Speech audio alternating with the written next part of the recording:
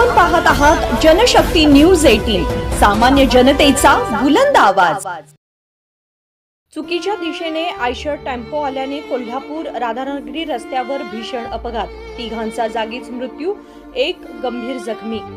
कोल्हापूर राधानगरी मार्गावरील कौलव ते सिरसे दरम्यान दुपारी 12च्या सुमारास झालेल्या भीषण अपघातात तिघांचा जागीच मृत्यू झाला असून एक जण गंभीर जखमी झाला आहे। आयशर टेम्पोने मोटरसायकलला जबर धडक दिल्याने ही दुर्घटना घडली। मिळालेल्या माहितीनुसार आयशर टेम्पो हा राधानगरीकडून कोल्हापूरकडे भरधाव वेगाने जात होता। दरम्यान भोगावतीकडून राधानगरीकडे 4 जण मोटारसायकलवरून जात होते।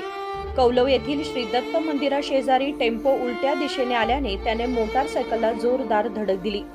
या भीषण अपघातात मोटारसायकलवरील श्रीकांत बाबासो कांबळे आणि त्यांची पुतणी कौशिका सचिन कांबळे दोघेही राहणार तरसांबळे यांचा जागीच मृत्यू झाला, तर श्रीकांत यांची बहीण दीपाली गुरुनाथ कांबळे व तिचा मुलगा अथर्व गुरुनाथ कांबळे राहणार शेंडूर तालुका कागल गंभीर जखमी झाले। दोघांनाही तत्काळ सीपीआर रुग्णालयात दाखल करण्यात आले। उपचारादरम्यान एकाचा मृत्यू झाला।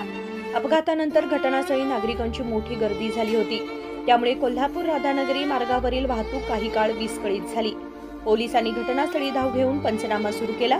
या दुर्दैवी अपघातामुळे परिसरात हळहळ व्यक्त होत आहे। Bureau report, Janshakti news 18।